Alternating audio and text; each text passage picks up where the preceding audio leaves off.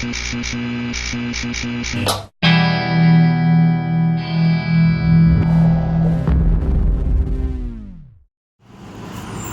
up, my brother and sister geeks? This is Taye Del Val, your Grown Geek Girl.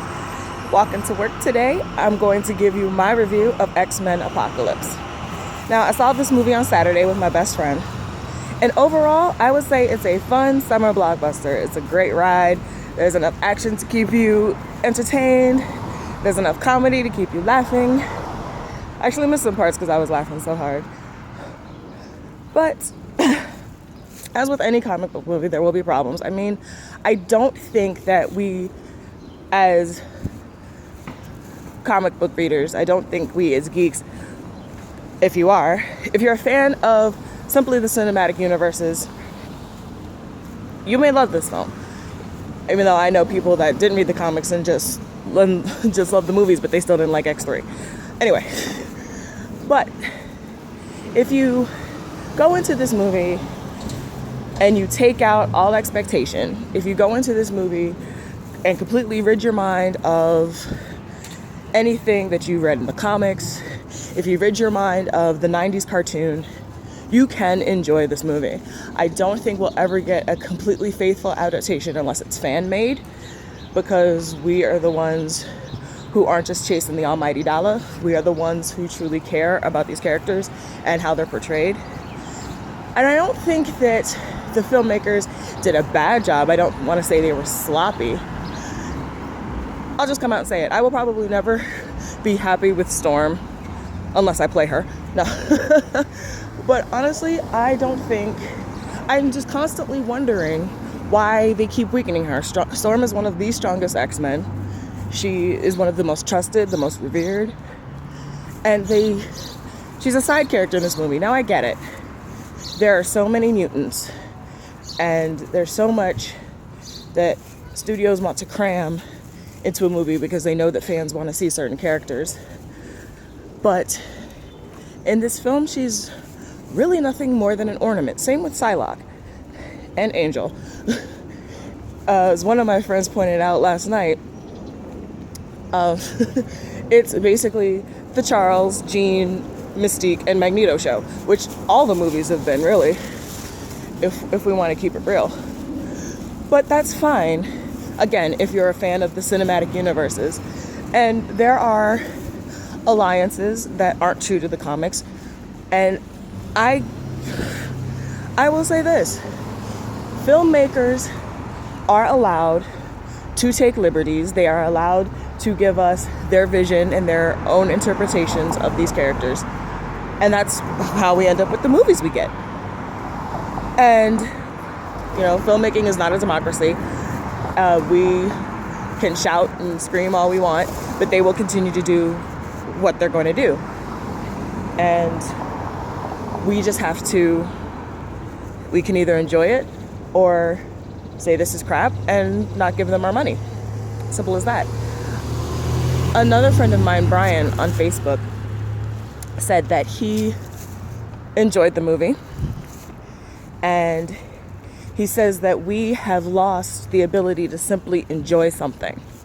And that's poignant. I think we go into these movies now and all we do as geeks is nitpick. And we're like, that's wrong, oh my God, how dare they? That's why so many people didn't like Man of Steel, because it wasn't true to the essence of the character.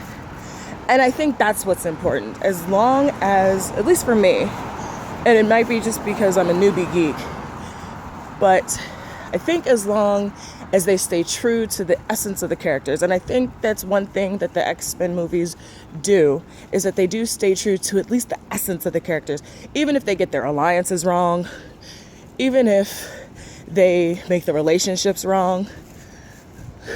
Not make them wrong, even if the relationships are wrong in terms of how they occur in the comics. It's somebody else's interpretation. If you take out all expectation, anything you've ever read, all the cartoons that you watched, you will be able to sit back, eat your popcorn, suck on some M&Ms, drink your Coke, and enjoy the film.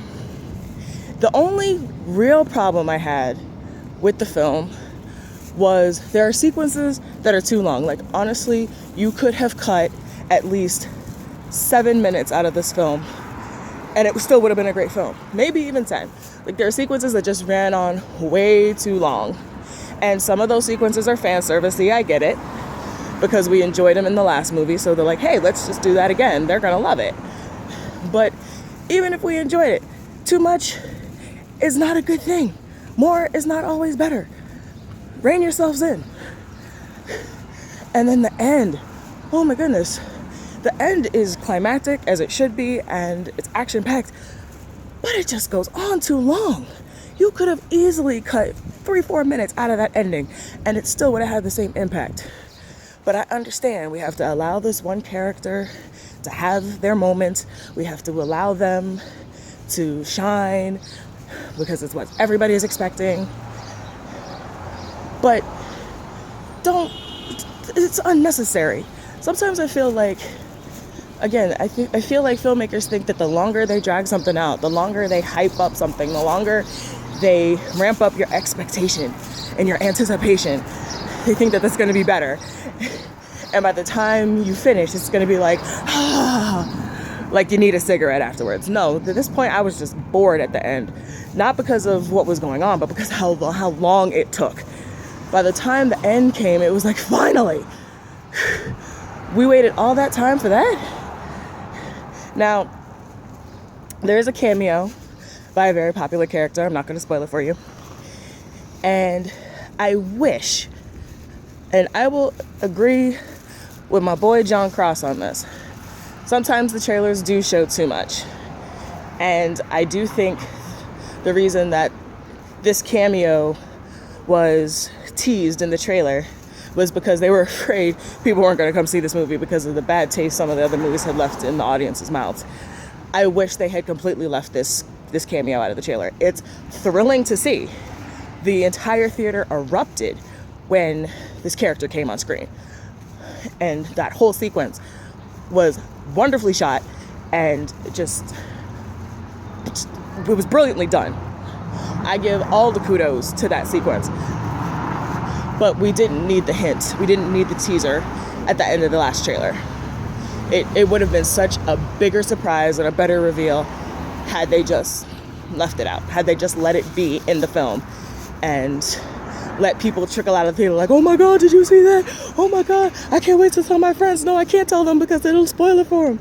Like, that's really what we used to do. I don't know why we don't do that anymore. I know the filmmakers are trying to get butts in the seats, but you don't have to give away all your secrets in order to make it. We're gonna see it. There's obviously an audience for this. So don't give away all the goodies in a 2-minute trailer. But in closing, I would like to say it's a great popcorn flick. It's good for the summer.